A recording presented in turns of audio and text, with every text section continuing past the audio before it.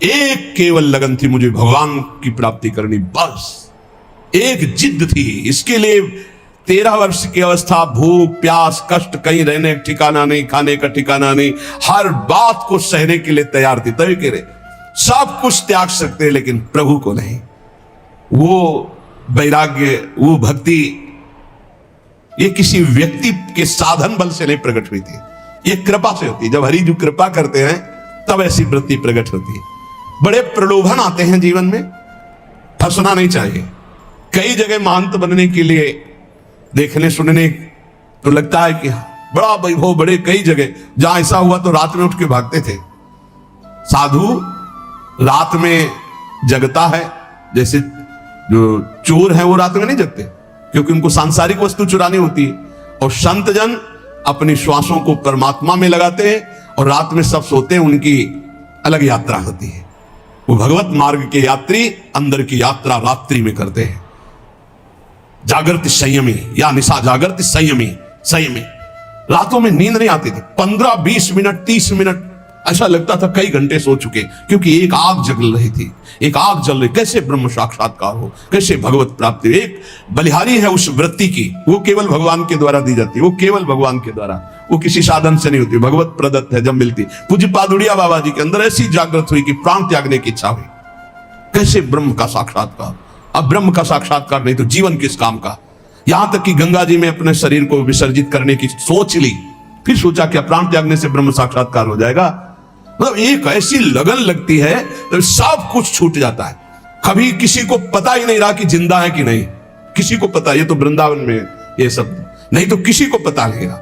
भगवत मार्ग में जब चलने की सोचे तो एक बार वो चीज प्राप्त करने की सोचे जो किसी जन्म में अभी तक नहीं मिली।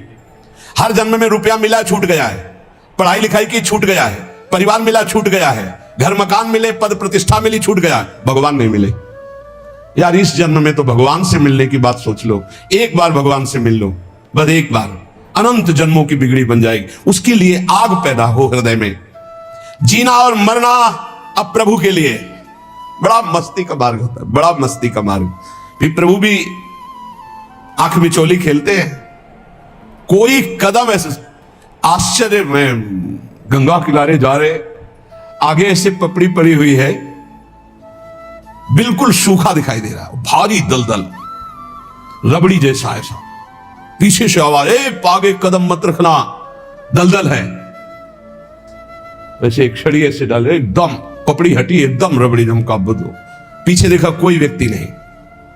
हे करुणा निधान, आप सत्य है, जहां जहां मेरा भक्त चलता है मैं पीछे पीछे उसके रहता। अनुब्रजाम में हम नित्यम, मैं पीछे पीछे नित्य रहता हूं उसके। जहां जहां मेरा भक्त पग धरे वहां वहां रखो हाथ, पीछे पीछे मैं फिरूं, कभी न छाड़ू साथ। कदम कदम पर, कदम कदम पर प्रभु का प्यार। जीना मरना केवल अब प्रभु के लिए। थोड़ी लगन लगाओ, थोड़ी चाह पैदा करो। देखो एक बार युद्ध करके राज सिंहासन पर बैठ गए, अब मौज, अब आनंद लीजिए प्रभु के अनुराग का, प्रभु की कृपा का, प्रभु के दुलार का आनंद लीजिए। मौज का मार्ग तो ये, मौत का मार्ग ये है।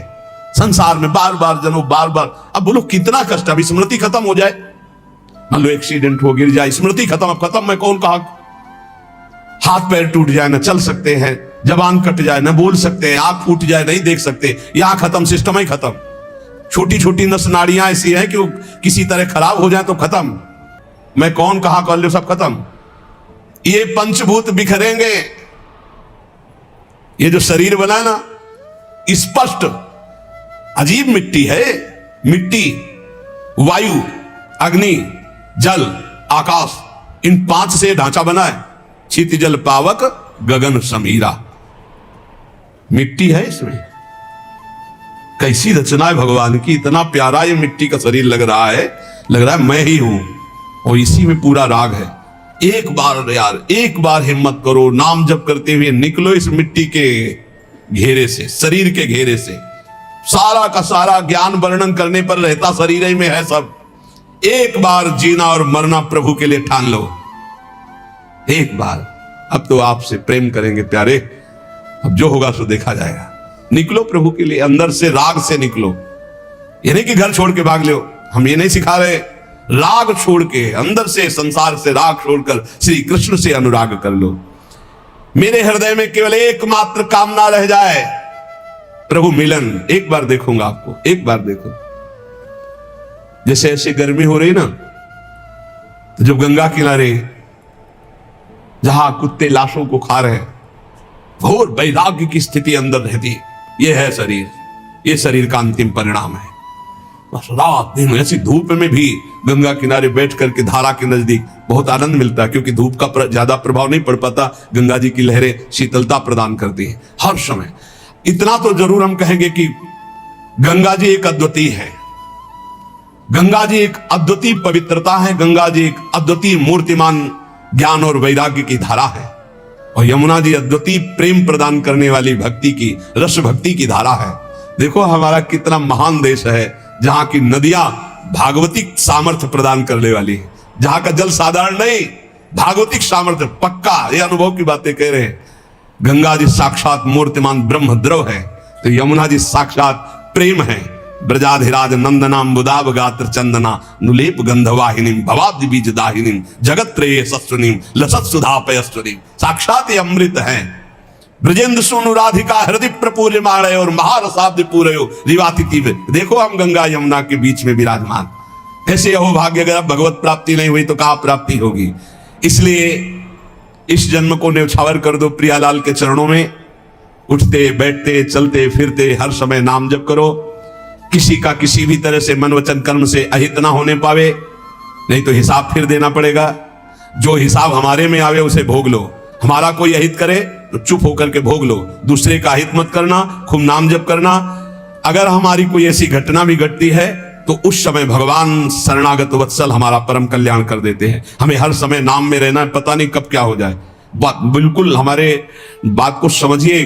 सत्संग, भगवत शरणागति, गुरु कृपा, ये सब भगवत प्राप्ति करा देते हैं, पर हमें लगता है कि आनंद की अनुभूति वर्तमान में हो जानी चाहिए। इसलिए डट के नाम जप करो। पता नहीं कब कौन सी घटना घट जाए, कौन सा शरीर का कौन सा अंग साथ देना बंद कर दे। बहुत विचित्र है। एक क्षण में दिल, एक क्षण में पैरालिस, क्या कहते हैं, एक क्षण में कुछ भी निकल सकता, कुछ भी। व्याधि मंदिरम शरीरम व्याधि मंदिरम, एक से एक भयानक रोग है, एक से एक। सबसे ज्यादा परेशानी हो जाती है जब चिंतन बिगड़ जाता है। जब रोग होता है ना तो चिंतन बिगड़ जाता है। अर्थ की व्यवस्था करना, अब किस डॉक्टर से मिलना है, अब क्या कराना, भगवत चिंतन चला गया। एक एक वृत्ति को संभाल करके प्रियालाल में लगा दो, इसी जन्म में भगवत प्राप्ति हो जाएगी। मान लो भगवत प्राप्ति बिल्कुल कठिन नहीं है, कठिन है संसार का राग छोड़ना, और यह छूट ही जाएगा प्यारे। सुत बनितादि जान स्वार्थ रत ना करुणे सवीते अंत तो तजेंगे पामर तू न तजय वहीं ते मन पचितई है और सर्विते। खूब नाम जप कर लो, मेरी प्रार्थना मान लो। सब ज्ञान का ज्ञान नाम जप है। सब बड़े बड़े महापुरुष जो भी नाम जापक है, वो नाम चाहे ओम हो, चाहे राम हो, चाहे कृष्ण हो, चाहे राधा हो, चाहे दुर्गा हो, चाहे माँ हो, चाहे वो सब उसी अनंत के नाम है, उसी अनंत महिमा। बिना संसार का चिंतन छोड़े और नाम जप के आज तक किसी का मंगल नहीं हो सकता, ना हुआ है। कोई भी ऊंचाई पर चढ़ा है तो नाम जप के चढ़ा है, भजन से। इसलिए डट के भजन करो, किसी की बात मत सुनो। अरे आजकल ऐसे नास्तिक लोग हैं जिनके करोड़ों लोग बात सुनने वाले, नास्तिक लोग। हर संत की उपहास कर देना, हर शास्त्र का उपहास कर देना, हर संत के सिद्धांत का उपहास कर देना, बोले नाम जप से। अरे आज तक इतिहास साक्षी है, चाहे गुरुवाणी उठा के देख लो, चाहे जितने भी शास्त्र, सब में भगवान की चिंतन और भजन की महत्ता है। भजन नहीं तो और क्या जीवन में है। प्रवचन वही सुनो तस्मात् शास्त्रम प्रमाणम थे। शास्त्र प्रमाणित होना चाहिए, भगवत चर्चा से युक्त होना चाहिए। भगवान नाम गुण रूप लीला धाम मनमानी आजकल बोलना शुरू हो गया है। इसलिए हम कह रहे हैं हाथ जोड़कर प्रवचन बहुत संभाल के सुना जाए, जहां से हमारी नाम में रति हो, भगवान के चरणों में रति हो, इंद्रियों का संयम किया जा सके, संसार के राग को मिटाया जा सके, गंदी आदतें गंदी बातें मिटाई जा सके, उसे सत्संग कहते हैं। ये प्रमाण देना है भजन की वृत्ति बढ़ाने के लिए। आज शास्त्रों का खंडन किया जाता है, आज सतमार्ग में वैसे ही भजन नहीं कर रहे। इसलिए भाई विश्राम, आनंद आज तक शास्त्रों में जहां मिला है वो भगवान के नाम में, भगवान के धाम में, भगवान के चरण में, भगवान की गाथा कथन श्रवण में। आजकल का ऐसा चल रहा है, अब चूंकि पता नहीं था ना हमें तो अपनी धुनी में थे, आज हमें पता चलता है भगवान के साकार उपासना की अवहेलना, भगवान की श्री विग्रह की आराधना की अवहेलना, भगवान नाम की अवहेलना, भगवत धाम की अवहेलना, पता नहीं कहां से ज्ञान प्रकट हो गया नया। अज्ञानी कहें कि अज्ञानी कहें, अब पता नहीं इनको। इसलिए भाई प्रवचन से बचो। आज प्रवचन एक हमें भटकाव की तरफ ले जा रहा है, जो हमारे सत्य सनातन धर्म से बिल्कुल विलग करता चला जा रहा है, बिल्कुल नाटक होता चला जा रहा है। हम निंदा नहीं कर रहे, पर हम बचाव पक्ष की बात कर रहे हैं कि सत्संगियों बचो बचो। आज केवल मनोरंजन हो रहा है, आज केवल दिखावे की बातें हो रही। कोई बिरला ऐसे है जो भगवत मार्ग में चलना चाहता है, नहीं तो थोड़ी देर मनोरंजन हो जाए, चलो चलते हैं, तो बस। ये शास्त्र मनोरंजन के लिए नहीं, ये भगवत प्राप्ति के बहुत कीमती समय, बहुत शांत। चित्त की वृत्ति का संस्कार जब मिट जाए और एक एक वृत्ति प्रभु में लग जाए, तब संतोषजनक स्थिति आ गई। मान लो अब चिंता करने की जरूरत नहीं। चित्त की एक एक वृत्ति जो भोगों के संस्कार से युक्त है, वो मिट जाए और हमारे हृदय में इष्ट का चिंतन सतत चलने लगे, तो बोले अब संतोषजनक स्थिति आ गई। इस स्थिति में ये सब नष्ट हो जाता है। लज्जा, घृणा, कुल, सील, मान, देह भाव, घर का अभिमान, भोगों की लालसा और यहां तक कि मोक्ष की चाह, ये सब हट जाती है। फिर सुनो, चित्त की वृत्ति का एक एक जो प्रवाह भोगों की तरफ है, उसका संस्कार मिट गया भजन के बल से, और हमारा स्वाभाविक भजन हृदय में चल रहा है। अब ये संतोषजनक स्थिति है। अब भ्रष्ट नहीं होगे। जब निरंतर बिना प्रयास के भजन चलने लगे, उठते बैठते चलते फिरते खाते पीते सोते, जैसे हम अभी भजन करने का प्रयास करते तो हमारी वृत्तियां भोगों में जाती हैं। भजन के बल से जब वो प्रवाह मिट जाए और स्वाभाविक वृत्तियां भजन में जाने लगे, तो बोले ये संतोषजनक स्थिति है। अब आप पतित नहीं होंगे, अब आप भ्रष्ट नहीं होंगे, अब आपके ऊपर माया अपना प्रभाव नहीं दिखा सकती।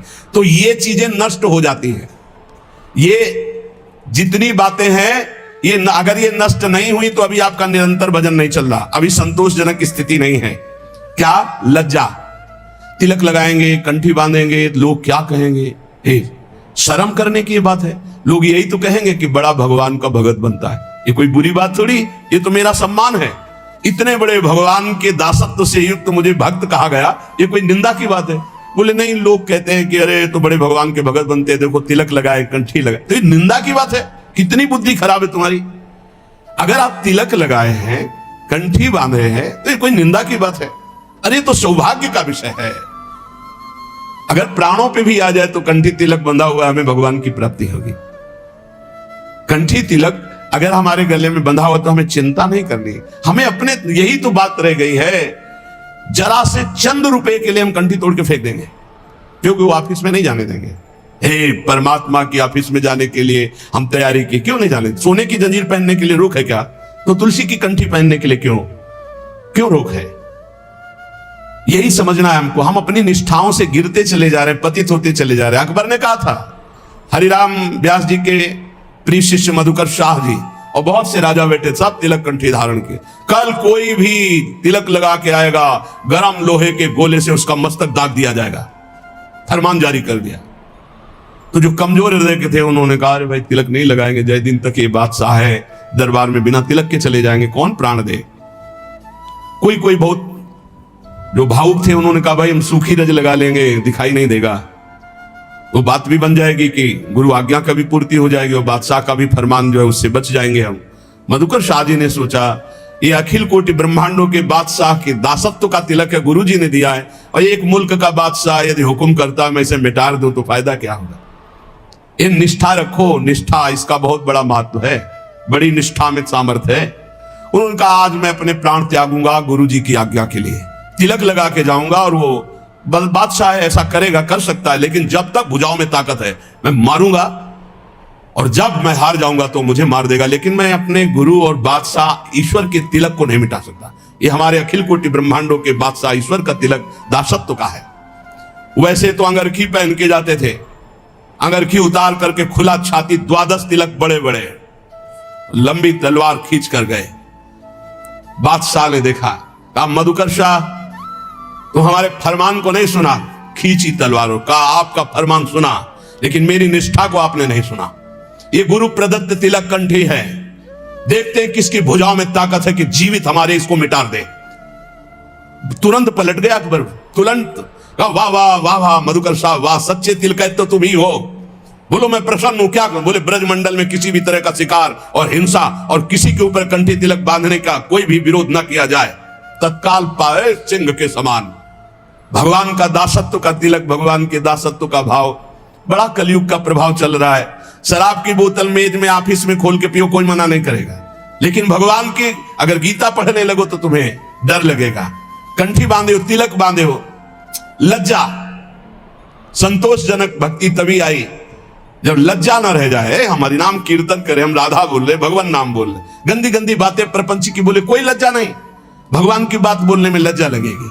कैसे कैसे लोग हैं, चाहे जैसे तुम जो कुछ पहन के जाओ, चाहे जैसे आप सज धज के जाओ, कोई नहीं बोलेगा, लेकिन तिलक लगा लेंगे तो लज्जा लगेगी, कंठी बांधेंगे लज्जा लगेगी, माला जप करने के लिए अगर हम काउंटर लिए तो लज्जा लगेगी। यही भगवान की विचित्र माया है जो हमारी दुर्गति कराती है।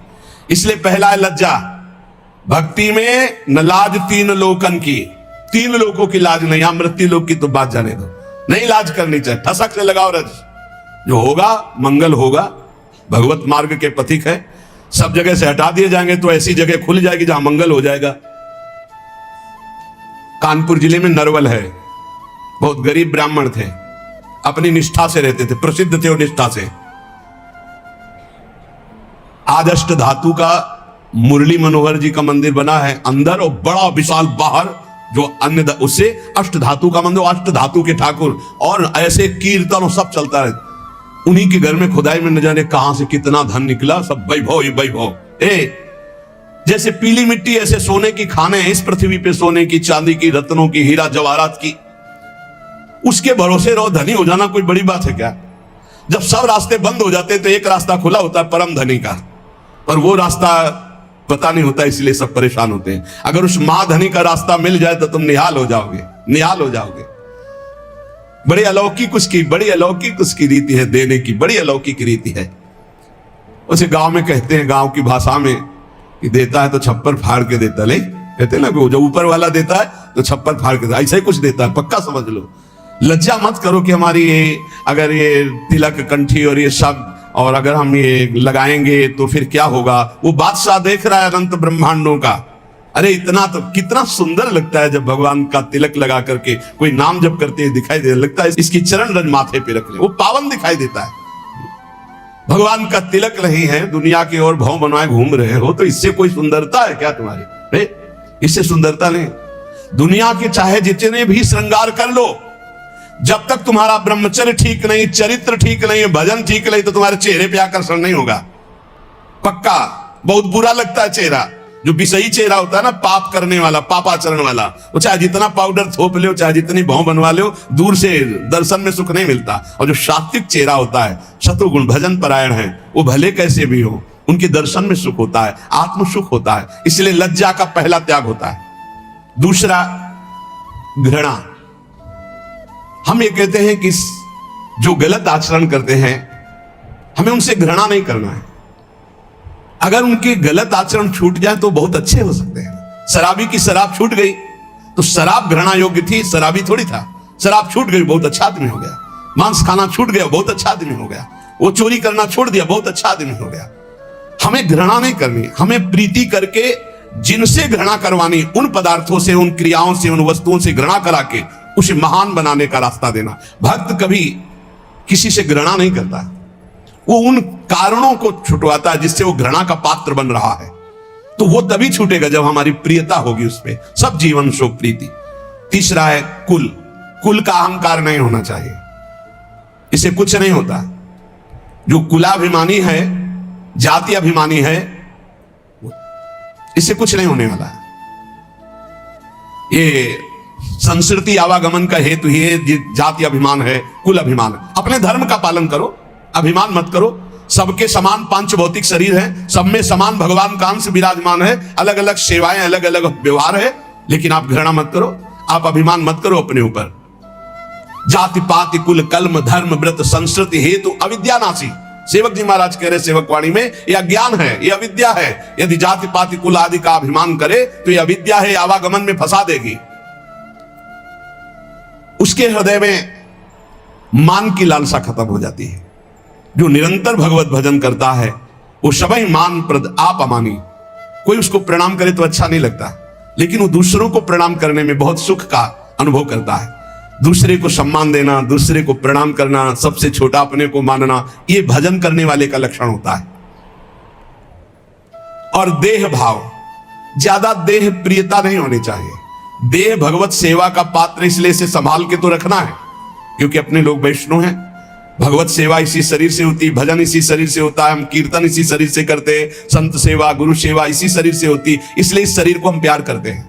लेकिन हमारा प्यार मैं शरीर हूं इस भाव से नहीं, ये शरीर प्रियालाल की सेवा का पात्र है, इसलिए शरीर से ज्यादा प्रियता रखना ये दोषों को जन्म देने वाला है। जहां हम इस पर अभिमान करते हैं मैं पुरुष तो स्त्री आकर्षण, जहां हम अभिमान करते हैं मैं सुंदर तो नाना प्रकार के दोष। देहाभिमान ही संस्कृति का मूल चक्र है। देह को प्यार करना है, लेकिन ये भगवत सेवा पात्र है ये मानकर, ना कि मैं मानकर प्यार करना है। गेह घर, जैसे हम मंदिर में रहते हैं ऐसे हम घर में रहते हैं। घर श्री ठाकुर जी का है, हम सेवा भाव से वहां विराजमान। मेरा घर नहीं, इसलिए भक्तजन अपने घरों का नाम रखवा देते हैं। प्रिया कुंज, राधा केली कुंज, गोपाल भवन, कृष्ण सदन, ऐसे नाम रखवाते। ये प्रभु का मकान। किसका मकान? बोले प्रिया कुंज है, ये प्रियाजू की कुंज है। आप कौन है? प्रिया कुंज के सेवक हैं। नाथ सकल संपदा तुम्हारी, मैं सेवक समेत सुतनारी। और भोग, जितनी भोग सामग्री सब प्रभु के भोग के लिए, हम तो प्रसाद पाने वाले हैं। और ऐसा भक्त मोक्ष की भी अभिलाषा नहीं रखता। अपने प्रियतम के प्रति पूर्ण सब कुछ न्यौछावर करके उसको दिव्य भाव की प्राप्ति होती है। सब कुछ प्रभु को समर्पित कर दिया तो क्या मिला? दिव्य भाव।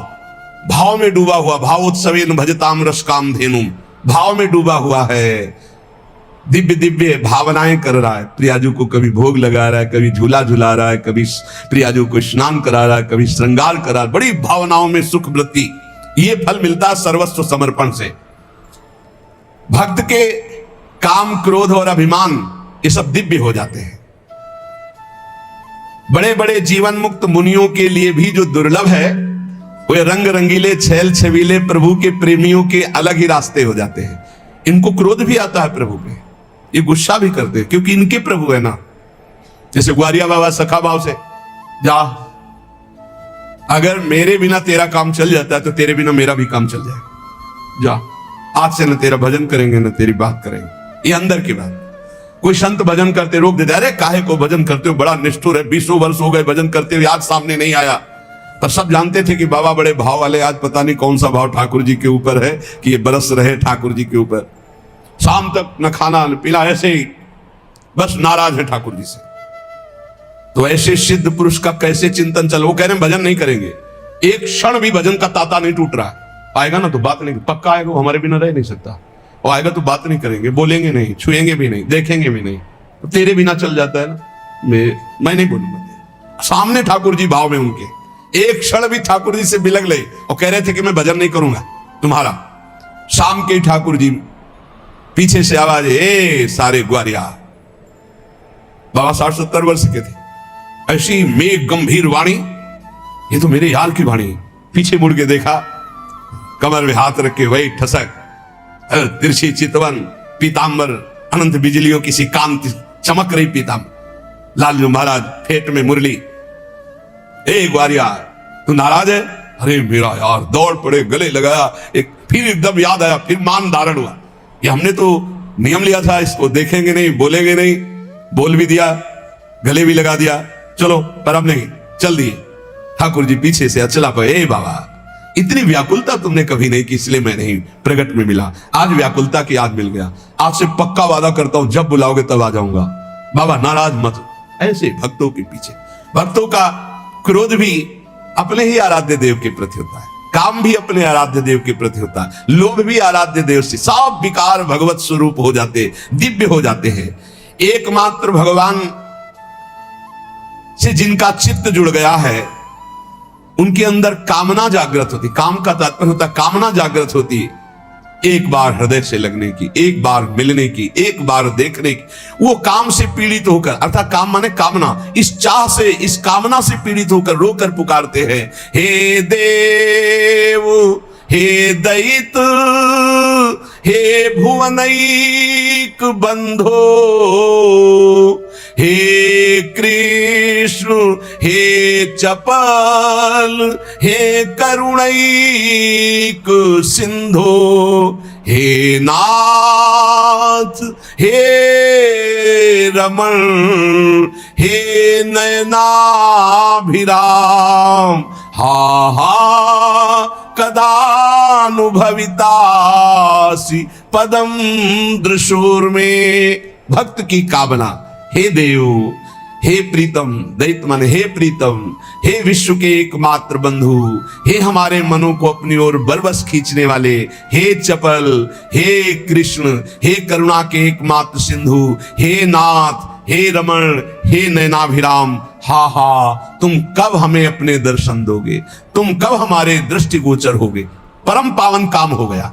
जो कामना जगत में थी वही मुड़ी और प्रभु के लिए व्याकुल हो गई। जैसे भोरी सखी व्याकुल होकर रो रो कर पुकारती, हा प्रिया जो, मुझे अखिल ब्रह्मांडों का कोई सुख, कोई पद, कोई भोग नहीं चाहिए, बस एक बार मंद मंद मुस्कुराती हुई, लट को फहराती हुई, संभालती हुई, आप आ जाओ, एक बार देख लो। जब उपासक के हृदय में भगवत मिलन की कामना जागृत होती है तो सब काम भस्म हो जाता है।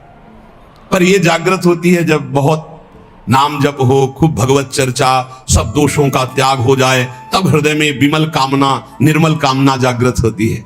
पर होती है भगवत नाम जप, भगवत चर्चा सुनने से। जितनी भगवत कथा सुनी जाएगी, जितनी भगवत चर्चा की जाएगी, जितना नाम जप किया जाएगा, फिर व्याकुलता होने लगती है, ऐसे प्रभु मुझे कब मिले। तो इसलिए हम कहते हैं प्रवचन, उपदेश, संग बहुत संभाल के सुना जाए। जितने वेद, पुराण, शास्त्र सब वर्णन कर रहे हैं, आप उपनिषदों में पढ़ें, उद्गीत, प्रणव, जप का कितना महत्व है। अलग अलग जगह नाम जप का, ये वृंदावन महामहिम राधा नाम का कितना महत्व। तो इसलिए बहुत संभाल कर अपने कानों को रखे, खूब नाम जप करें। पक्का समझ लो, नाम जप के बिना किसी को भगवत प्राप्ति होना बहुत कठिन है। सतयुग में ध्यान से होती थी, त्रेता में यज्ञ से होती थी, द्वापर में पूजा से, कलयुग केवल नाम आधारा, सुमिर सुमिर नर उतरे पार। श्री राधा वल्लभ लाल की।